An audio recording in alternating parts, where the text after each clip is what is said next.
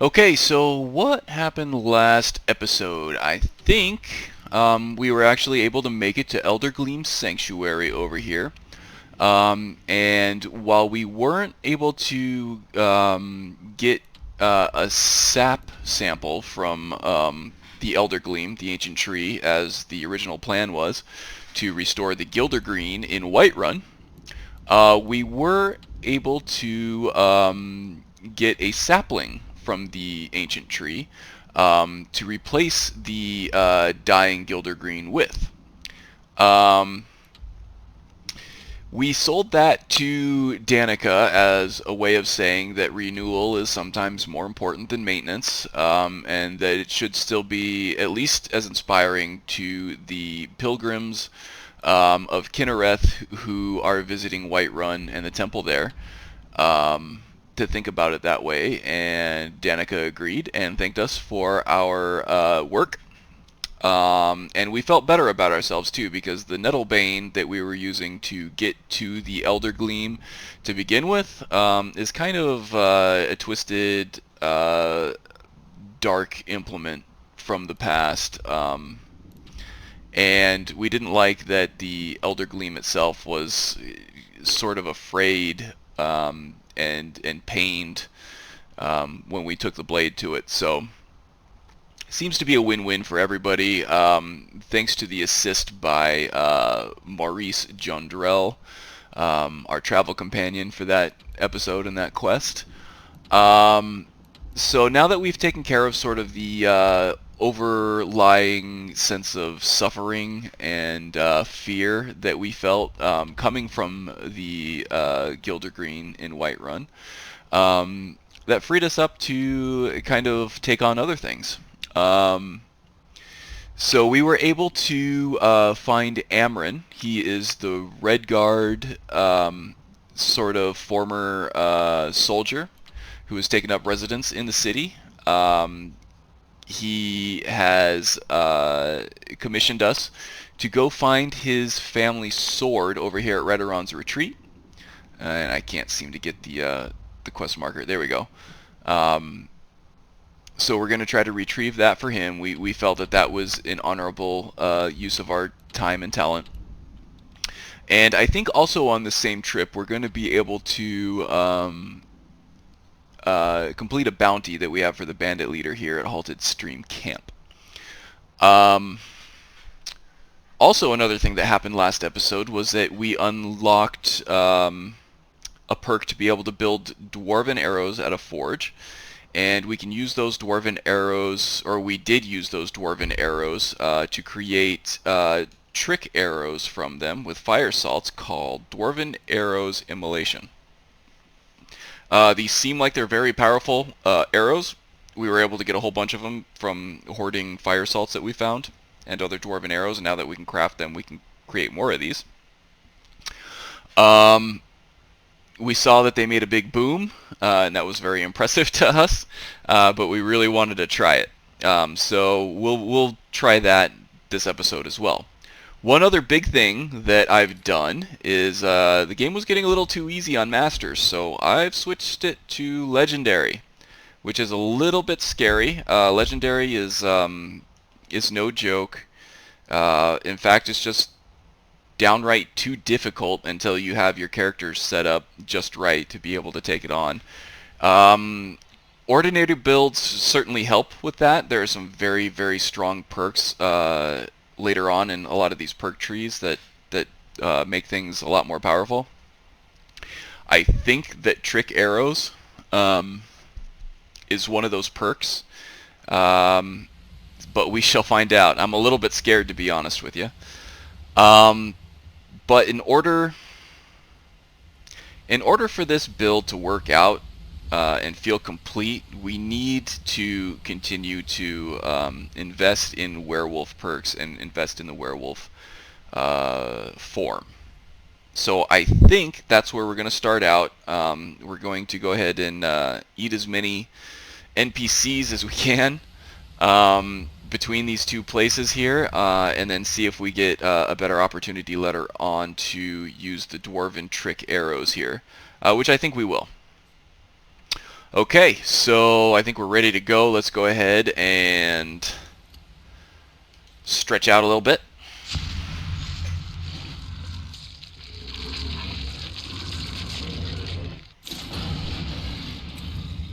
That's better. Okay, let's see what we can do in here. Now, we've been getting a lot stronger in our normal form, but we haven't been in werewolf form for quite a while, so I hope this doesn't backfire on us. It's a little dark in here. Let's see if we can use our hunter vision here.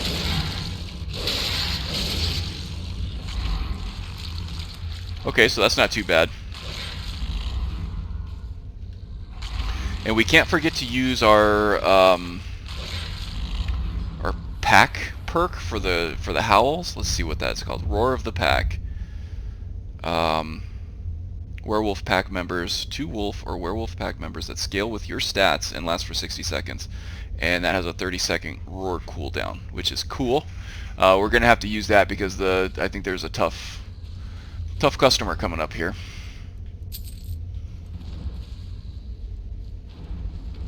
In fact, I'm gonna go ahead and quick save right here, just in case this doesn't go the way I want it to.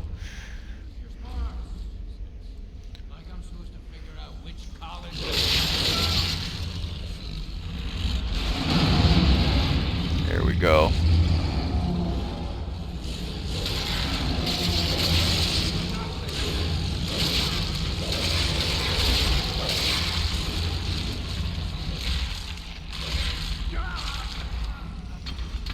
Alright. That's that. Bandit Chiefs are no joke, man. Especially on Legendary. So, okay, I'm feeling better about this Legendary thing here. And I'm actually feeling better about this character concept as far as gameplay build goes. So far, so good. I think our actual regular form is stronger than our werewolf form at the moment, but we haven't really made full use of our Roar of the Pack before. And so one happy side effect of... There's Amaran's sword. Oh, some very valuable items here as well.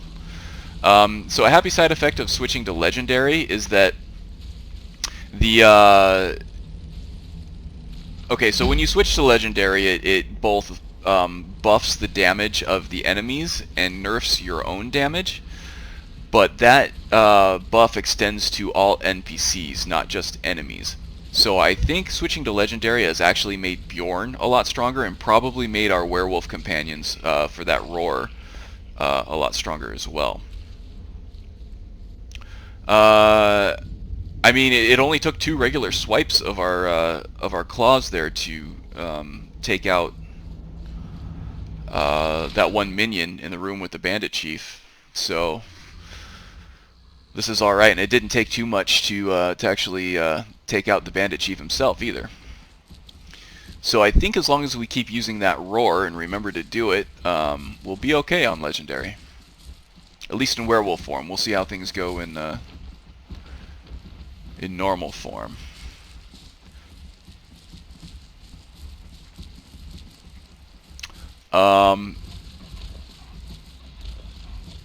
Even if for nothing else, werewolf form is quite good for just traveling around. Okay, what do we have over here? Looks like maybe more bandits? Let's see. If nothing else, this should be at least good for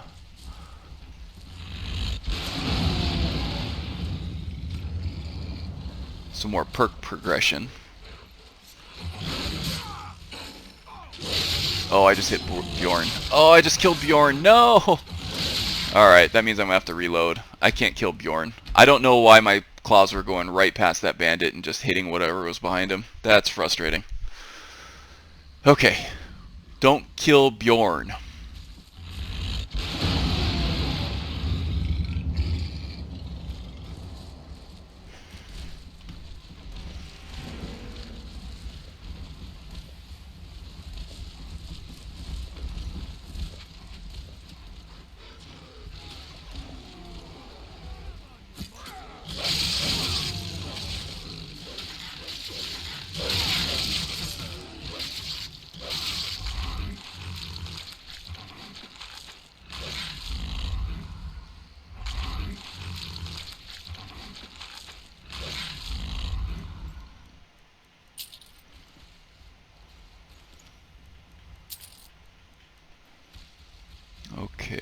got another dude over here to eat.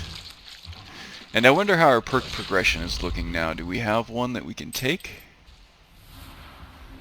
Nope, not yet. Still got to eat some dudes.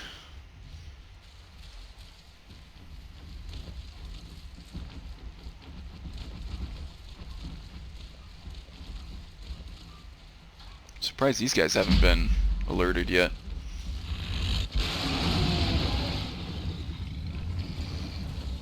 Spawn some new minions here.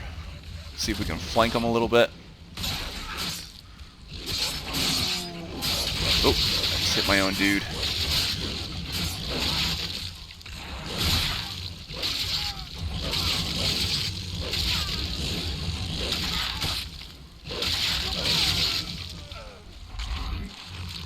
Okay, there's my perk right there.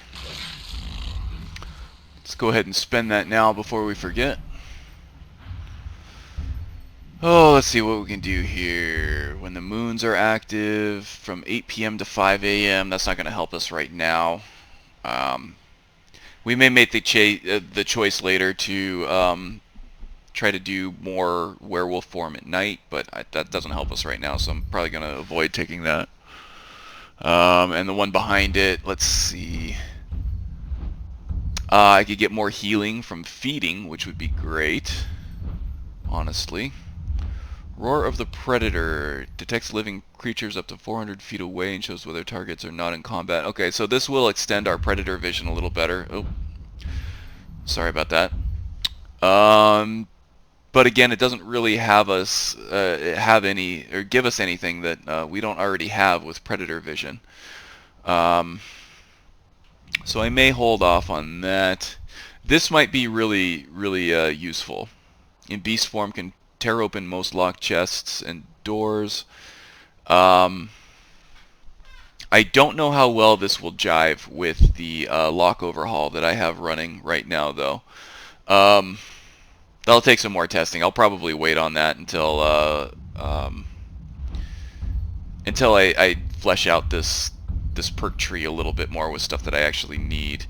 Okay, Bestial Hide, gain 5% physical resistance, 10% magical resistance, take 25% less fall damage. Okay, so general defense as opposed to feeding to heal. I think that's good. We could use more defense in this form, especially in werewolf form, where we don't have the luxury of our armor. So there we go. I think we got a couple more guys here we can eat too. So far this is working well, right? Our summoned pack seems to be very powerful, especially with Bjorn.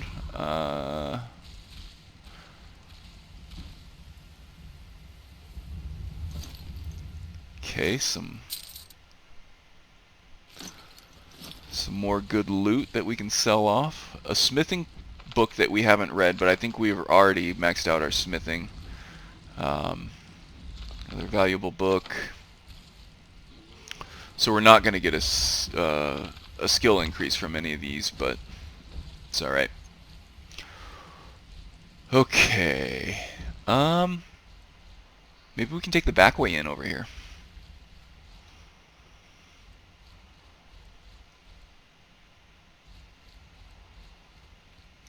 There are more bandits inside. Let's see, looks like potions and more lunar weapons. More potions over there. We'll take what's in this chest. Glass double axe, I think is quite expensive but also quite heavy. We'll probably leave that.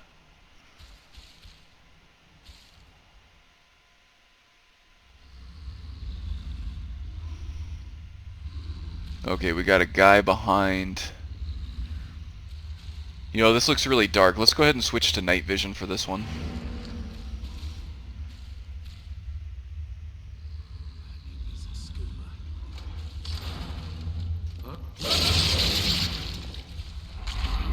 Uh-oh.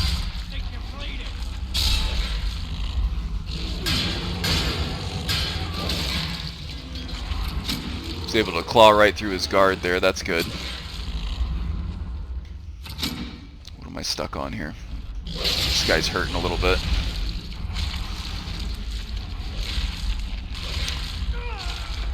Okay, well, Legendary isn't all that difficult or impossible feeling yet, but as you can see from those arrow shots we took, it definitely is still tense. So yeah, we're not invincible or anything. Okay, let's see what we have left in here to loot.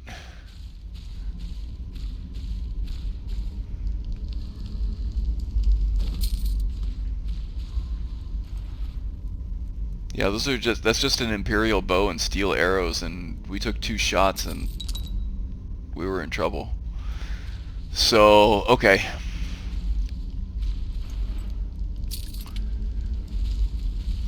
So that helps with the tension a little bit, moving the difficulty level up. Where did Bjorn go?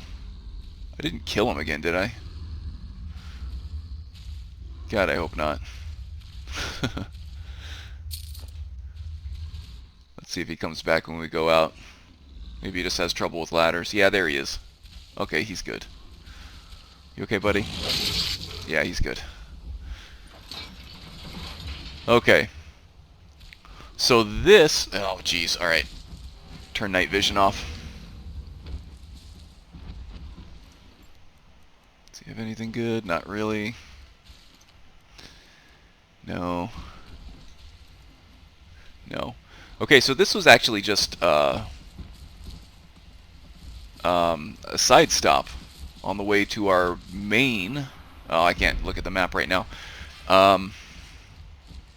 But looking at the map earlier, I think Halted Steam Camp was just north, maybe just a little bit west of Whiterun. And there's Dragon's Reach right there, so... Oh, here it is. I'm pretty sure that's it right over there. Now we've eaten enough corpses to keep our bloodlust going, or werewolf form going for a while now. Let's go ahead and do a quick save, because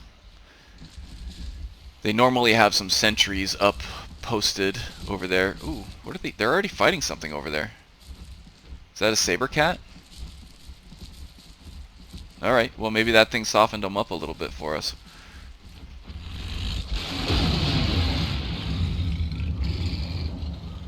Have at it, boys. Or girls.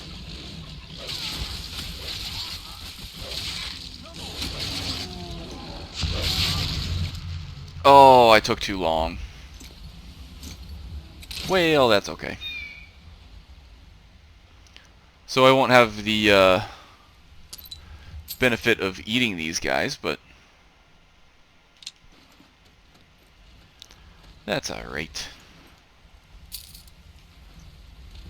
That's interesting that they stay around even when your werewolf form has expired.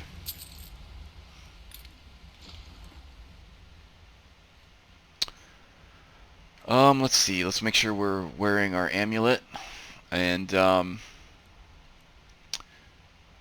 see if we can get a strange cat claw from this to kick off the Hercene ritual quests from Hunterborn.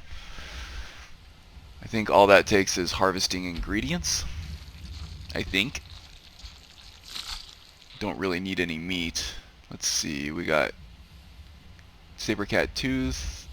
The eyes, we got a heart, we got claws, animal bone, flawless saber cat tooth, and that's it. Alright. Maybe next time. Is there anything interesting over here? No, not really. Okay. Oh, wait a second. There was a chest over here, wasn't there? There's a hidden chest underneath this little walkway, if I remember correctly. And you know what? I may as well eat somebody in human form. Oh, I accidentally. There we go. Get a little boost to our stats there. A swinging mace trap. Okay. So far, so good. And legendary, huh?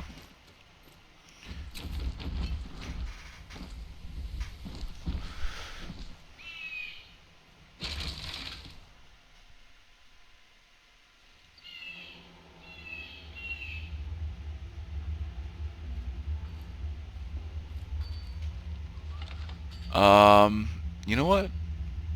Let's go ahead and try our Dwarven Bow out, huh? Or our Dwarven Arrows of Immolation.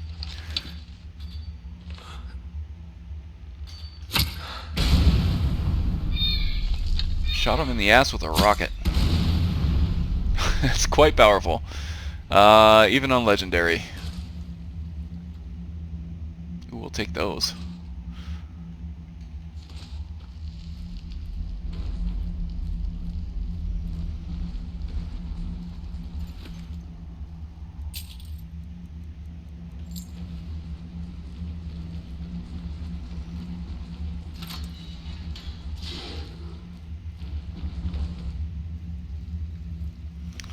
Bjorn over there stomping on bear traps, as bears will do, I suppose. Okay, who do we have here? Looks like we have a guy over here. We have a guy there and a guy there. And they look like they're underneath this exploding lamp trap here. And that means there's probably some oil underneath of it. I wonder if our immolation arrows actually will ignite that. Let's see, shall we?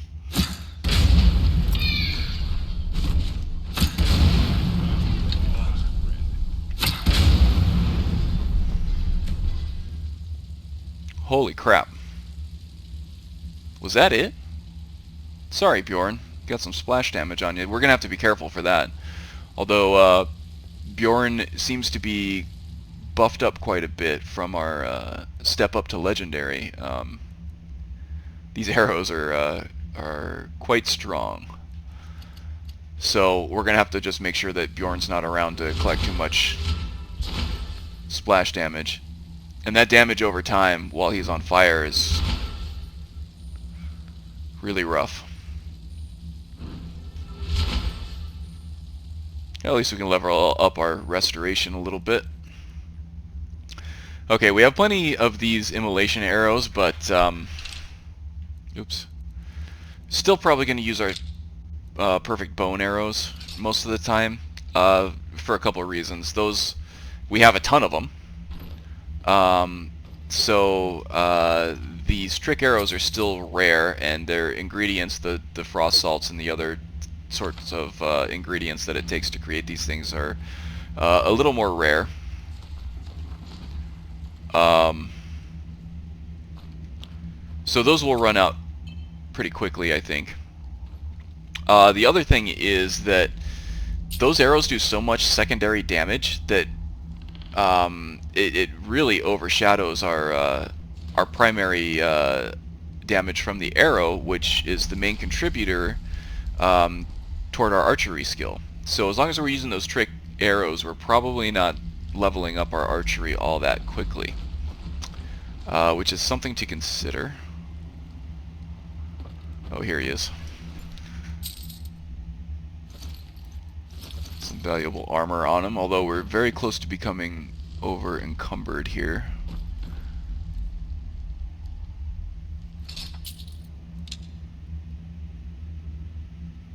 Yeah, that thing's too heavy.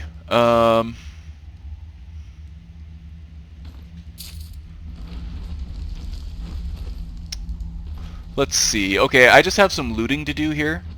But I think I'm going to go ahead and cut the video and then meet you guys back at the camp that we have set up for Whiterun. So, yeah, I'll see you in a few seconds.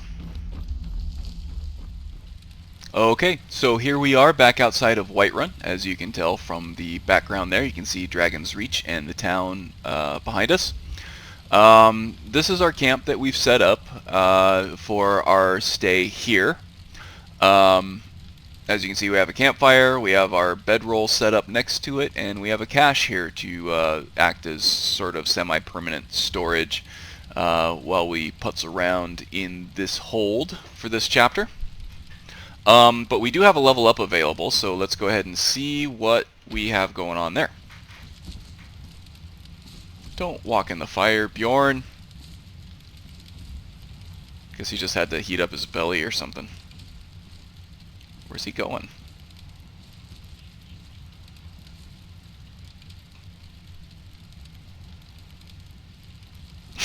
Goofy bear.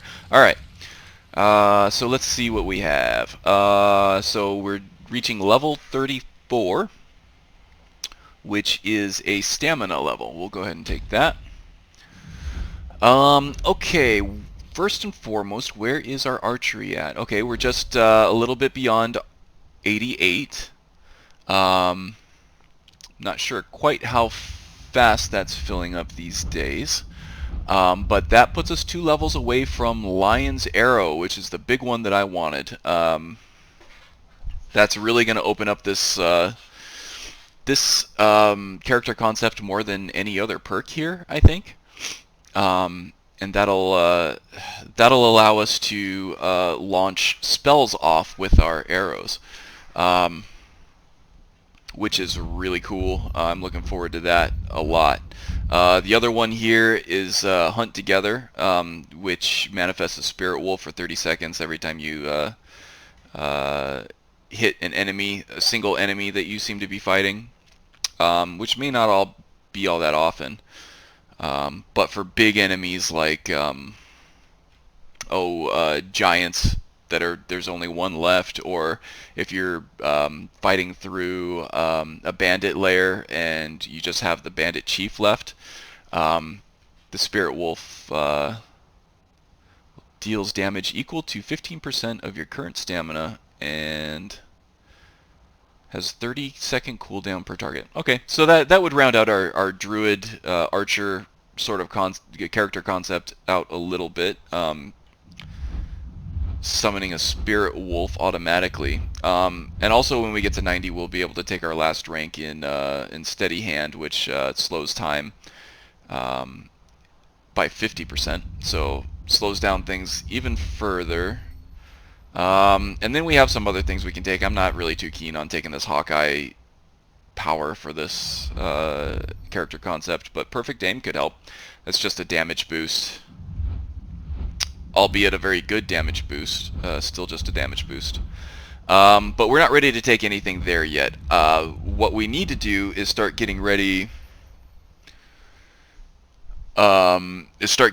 For Lion's Arrow by taking the dual casting perks for Restoration and Alteration.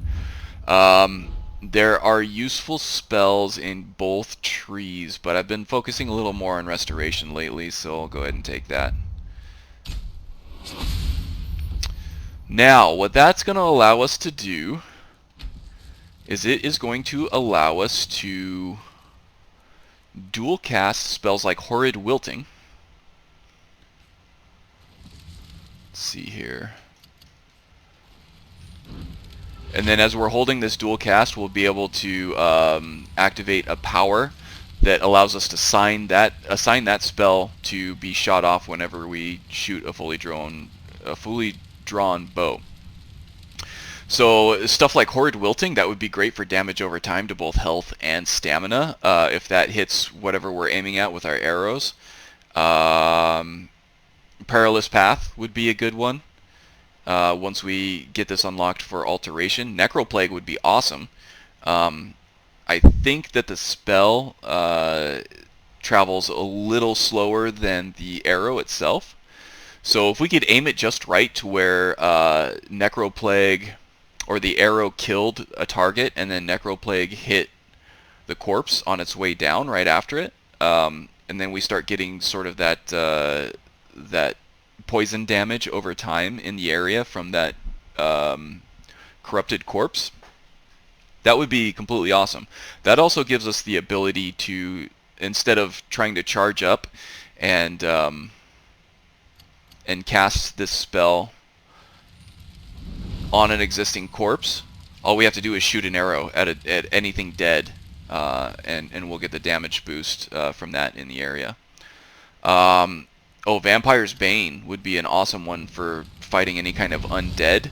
Just to have an explosive holy spell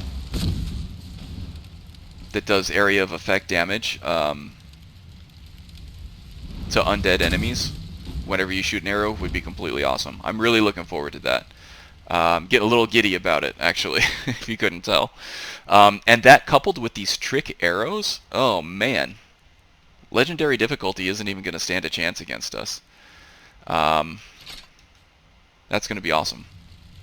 The big thing is going to be friendly fire with our furry friend Bjorn here, so we're going to have to be careful about that.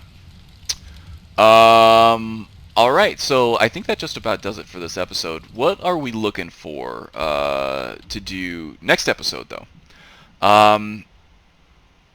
As far as the roadmap, I think we're about ready to start taking on the companions stuff. So I'm eager to explore that and how Araelas' character, both his personality, character traits, and things like that, mash up with his previous experiences with that quest line. I may not do the whole quest line, just kind of like with the Dark Brotherhood. We did part of it until it served our purpose, and then we kind of moved on. Might do that again with the companions. I think it would be nice to get the to have access to the werewolf totems that kind of make us a little bit stronger in that form. We may need that going forward in legendary difficulty. And I'm actually curious myself to see how Moonlight Tales handles the whole becoming a werewolf thing in that quest line. So yeah, that's something to look forward to. And then once we kind of explore that storyline a little bit, and that comes to a conclusion, then we'll cap off the chapter with the Guardian Mud Crab over here to the west. Sort of on the border between Whiterun and the Reach over here. And then in the next chapter we'll move on to Falkreath and see what we can do about this Guardian Wolf. So yeah, that's a very high level roadmap of where we're going with the character in the coming episodes. I really like how this character is fleshing out. It's very strong. It's extremely fun to play. I know we had a bit of a slow start with it at lower levels, but I kind of knew that was coming at the time. But yeah, this character is scaling very, very well. It's very strong already. And there seems to be no shortage of fodder for roleplay and story development and things like that. So yeah, I think that's it. I'm going to go ahead and cut the episode here. Until next time, hope everybody takes care.